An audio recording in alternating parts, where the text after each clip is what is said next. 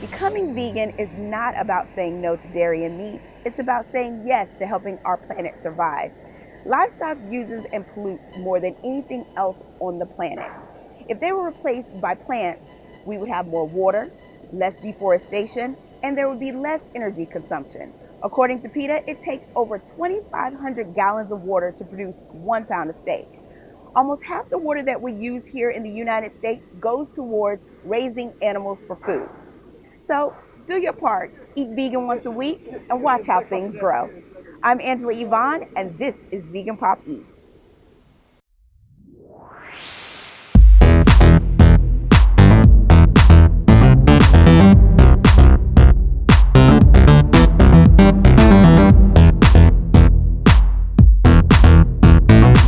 Today we are here at P.S Kitchen at 246 West 48th Street, where they are giving back in more ways than one. They give awesome opportunities to former inmates, has an amazing vegan menu, and they give 100% of their profits to charity. I also have an amazing guest. Her name is Brunchnista, and she makes brunching look oh so fabulous on the IG. Let's see if she wants a little green in her life.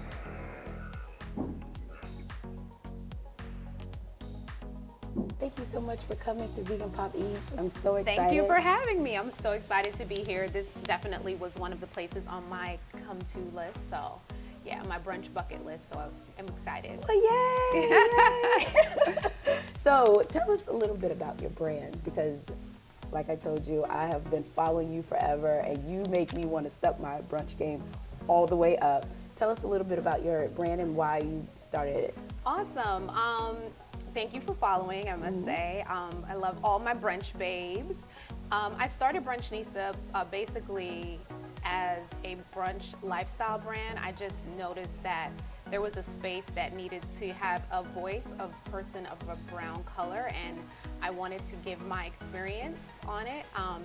But it really started when I graduated from college and I returned to New York from Alabama, and I felt like, okay, I was traveling all the time to like hang out with my friends in other states and other countries, and I said, you know what, I'm gonna be more intentional about my friendships here in New York, and brunch was one of the ways that I used to connect with people.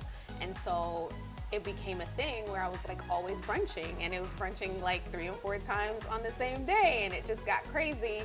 And so my friends were like, girl, you Brunchnista, and I was like, I think I like that, you know? And so it evolved into me brunching and me connecting with different women over food, which we love to do. Absolutely. And then it, you know, I was just like, okay, I'm gonna infuse other parts of my life into it, which was I love to dress up, I love beauty, you know, I love home decor, I love hosting. So I was just like, you know what, there's a space for this, and I'm gonna, you know, put my hat in the ring and see what happens. And that's how I have Brunchnista.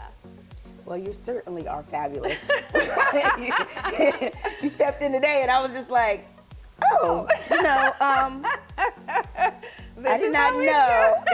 You should have known. If you follow Brunchnista, you should have known what it was going to be like. I tried. I gave you a little glitter. I gave you a little glitter. And you gave me pink, which is always the move. Yes, thank you. So much. I'm approved. Yes, Brunchnista approved. Thank you so much.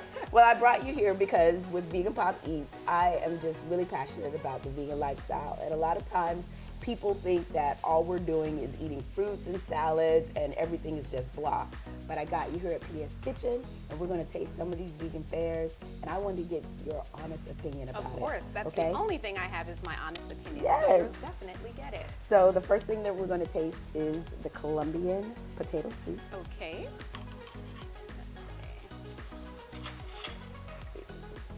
I got to get some of the Avocado. avocado at the bottom. Yes, avocado, jalapeno, red onion, cilantro, watermelon radish. Okay.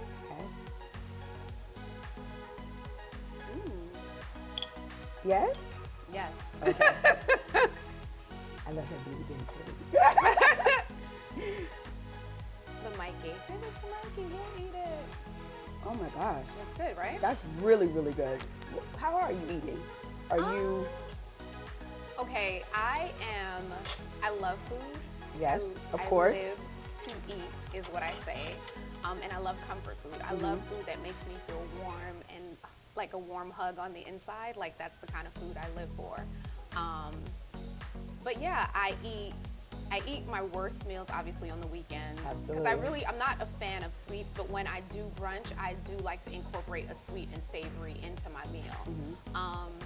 I don't eat red meat at the present moment. I don't eat red meat. I stick to basically chicken and fish, and it's mostly because I grew up Seventh-day Adventist, and our religion is very heavy on like nutritional and lifestyle. So basically, like all through school, we never had meat products in school. We never had any like meat stuff when we ate in school from kindergarten all the way to college. Really? So vegan and vegetarianism has always been a part of my life, and it's never something that like this new movement. I'm like, okay, we've been doing that, Y'all late. Y'all so late. Y'all so late. I've been eating veggie burgers. I've been ordering McDonald's and taking the meat out and putting French fries in there instead. Absolutely. So it's always been a part of my life. It's definitely something that I incorporate into my life right now. Awesome. There are days that I don't eat meat, that I do the Beyond Beef, or I'll do vegetarian meat substitutes for my own meals.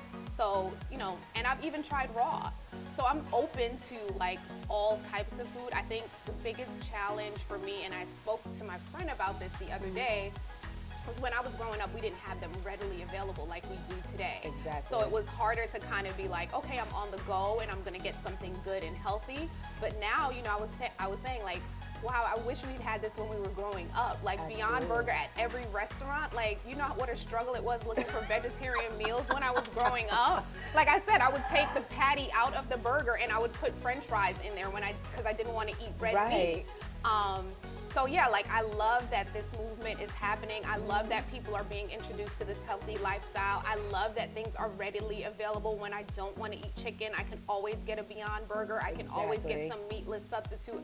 I'm excited about it. I love it, and I'm glad that it's finally here. And I'm like, it's so good for the kids who are now growing up to be able to have this experience and have it readily available and not feel awkward and not feel like the oddball out. Like having to be like, I want something vegetarian. I love it. I love it. Oh, I'm so excited you said that. I thought I was the only one. I used to take the Big Mac and take all the meat out and just be like, can I get extra sauce? Like some pickles, onions, and tomatoes and things of that nature. I've been doing that since I was a little girl. So y'all got to catch up with her. Yeah, y'all got to catch up. That's what y'all need to do. Catch up. So what were your thoughts, since you were already raised that, when you would hear things about being a vegan, what were your thoughts, or what were some of the things that you possibly heard? I mean, like I said, I was raised with that, lifestyle as being that was a priority. Like if you want to live a long, healthy life, you cut meat products out of your diet. I'm not there yet, but I take baby steps. I have gone periods where I'm like, I don't want to eat meat, and so I'll do this. But again, it's like the prep and the preparation, and it's now, like I said, it's much easier to be like, oh, I can go somewhere fast food and get some kind of meat substitute. But I also, think I love it. I think everyone should try it. I think everyone should be open to it at least. We have Meatless Mondays. I think that's a great way to start your vegetarian or vegan journey. I think a healthy lifestyle is really important, and I know brunch is probably not the most healthiest. They have vegan brunches. Yeah, they have vegan brunches. Bottomless mimosas. Well, the bottomless is clearly not not the best, but I feel like everyone should have a point where they can kind of incorporate something healthier, especially since the options are available to us. Absolutely. I think that everyone should try to incorporate it. Brunch for me, during the week, I kind of just stick to vegetables and meat, chicken or fish. I'm not a fan of bread, as everyone knows. So I don't like pasta really. I don't like carbs. The only carb that I'm super excited about is rice. Okay. Which I've definitely tried to cut back on. But for the most part, I keep it to a protein and a vegetable or some type of salad. So that's where I am right now. I'm so excited because a lot of people feel that becoming vegan is just so hard, and like you said, because of the movement, we have so many spaces, so many things, and it's not as expensive when you're eating regular meat versus just eating plant-based. Yeah. But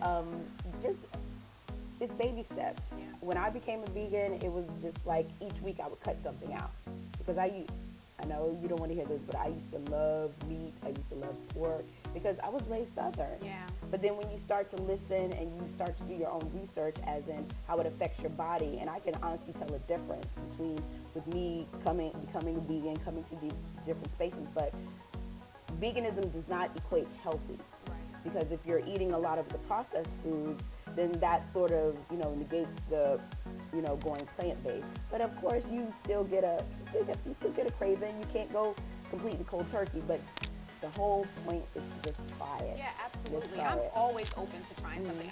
On my Instagram, there are many things that I find out about, different places, and I've asked, my followers, would you try it? I'm always down to try whatever it is. I mean, if I don't like it, I don't have to eat it. But, I think the whole experience in food is being able to try different things and excite your palate with different things. And like I said, if you don't like it, doesn't mean you have to eat the whole thing, but I'm always down to try something new. I am too. It doesn't smell bad. I'm there. I am there. Well, I'm going to let you taste the next thing, or do you prefer to eat a salad first?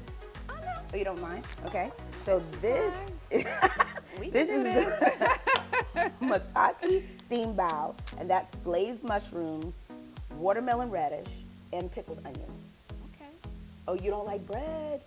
Yeah, but like I said, I'm always down to try. Okay. So we're going to try this bread. All right. So let's get back to talking about your brand. So what makes brunch the best time to eat or just to be fashionable? Because that's specific. Right, because I think, well, for me, you have more time on a Sunday, on a Saturday afternoon to do your hair and put your lashes on and get cute, and you have unlimited time to sit with your friends. You're not working the next day, so dinner can kind of have to end at a certain time because you got to go to work the next morning if you're doing it after work, or if you're meeting up for a cocktail during an after work situation. It's kind of like a limit to be like, all right, well, I got to go home because I got stuff to do tomorrow. Right. But I think the weekend and the Saturday, Sunday kind of gives you an unlimited amount of time to kind of just hang and let your hair down and drink a couple of bottomless mimosas or whatever you have it. And they have vegan ones. Right. And so you have the opportunity to just kind of let loose a little bit more than you would with dinner. And I think, it starts early enough that you could also either get another brunch in, or you could just go home and sleep after you had a couple too many bottomless mimosas. It's up to you. So where are you going? Because every time I see you on IG, you're like, oh, I did about 2 or 3 brunches.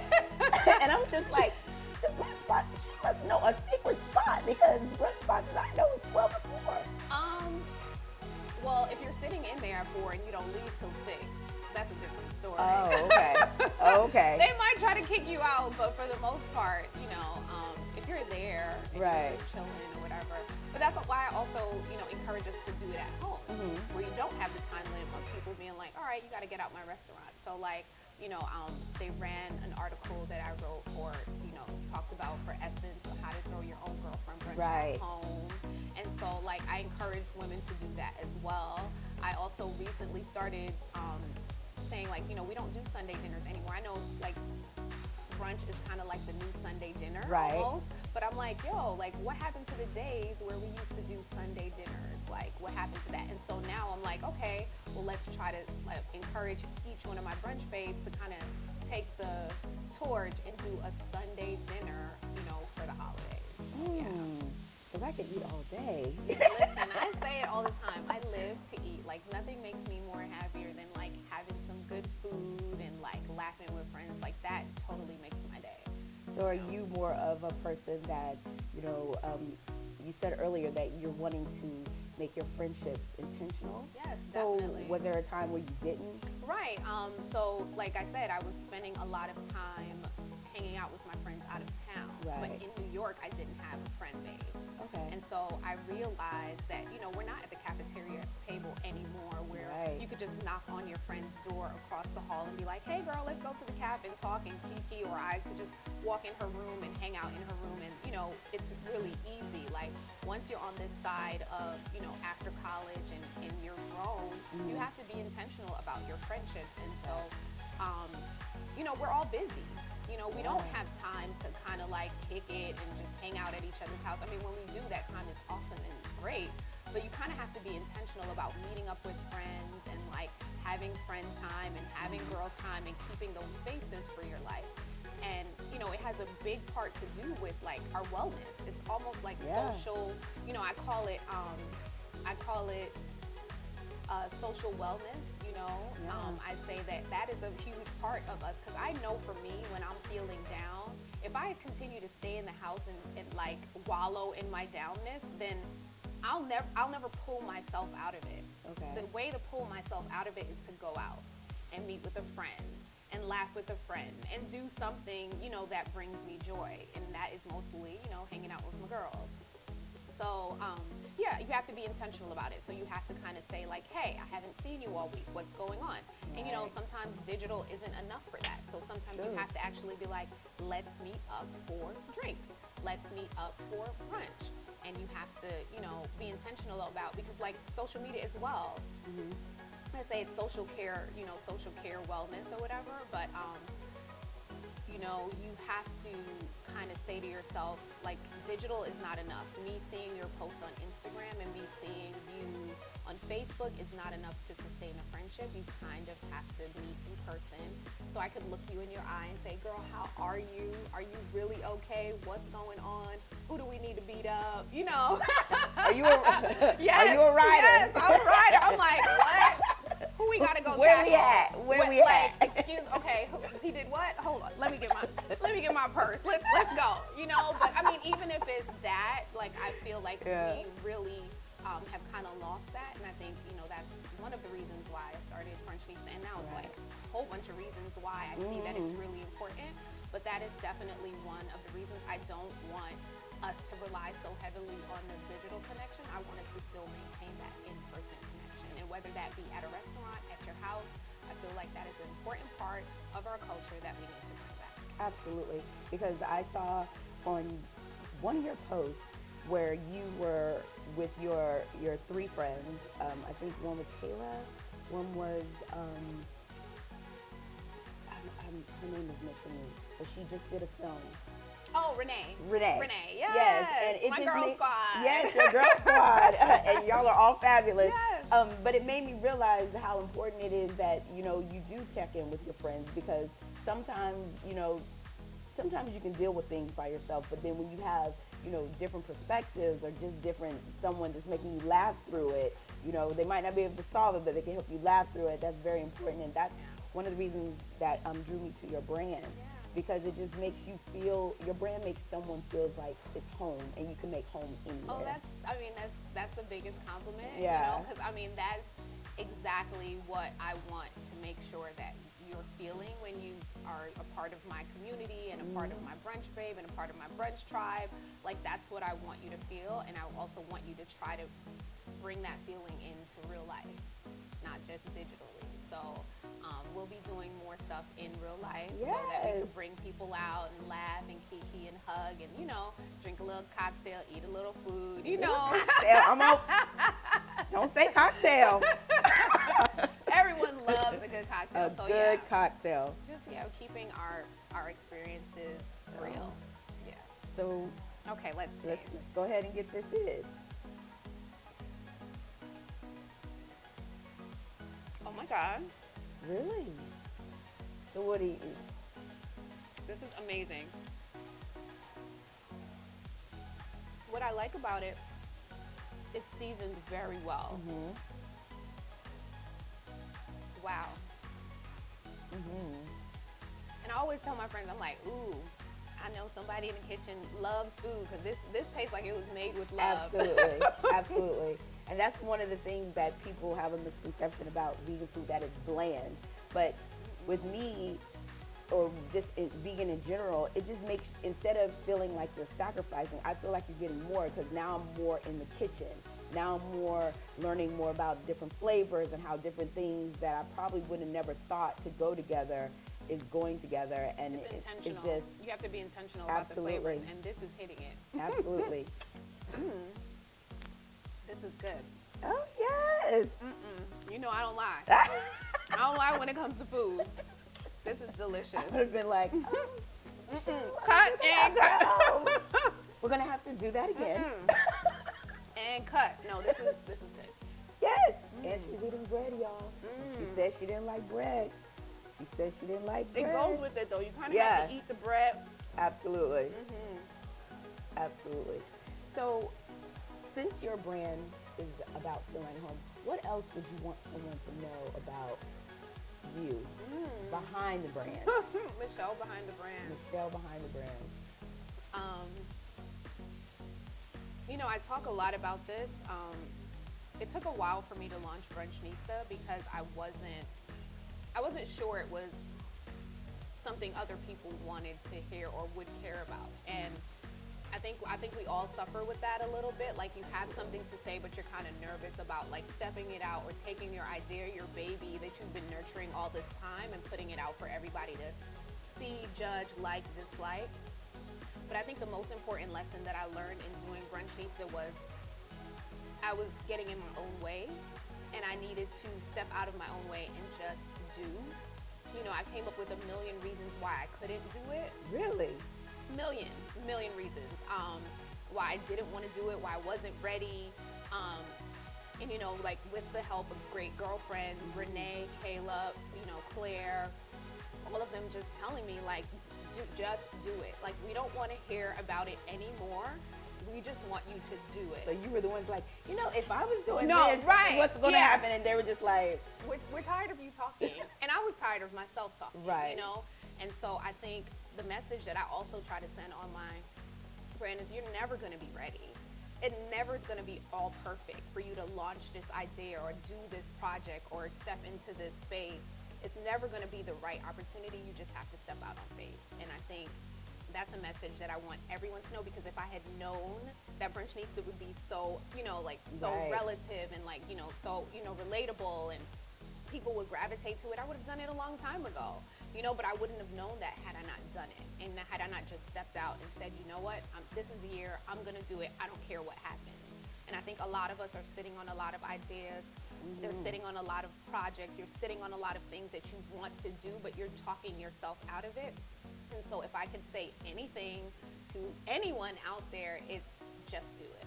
Just do it. Do you think this is the hardest thing that you've had to do, or was it effortless because it was just you being you? Yeah, it was definitely, I think the hardest part was the part prior to launching it, right? And it was like getting out of my head, because I could sit and analyze and overanalyze and just process things in my head to the point where it doesn't even make sense anymore. And so that was the hardest part, like quieting those voices and just kind of just stepping out and doing it. But once it was out, it was like, it's easy, because it's like you said, it's just me living my life. I'm inviting you in to see a part of my life, and it's very authentic, so it's not forced. I don't have to do things and make up things, you know, like I'm just living and sharing.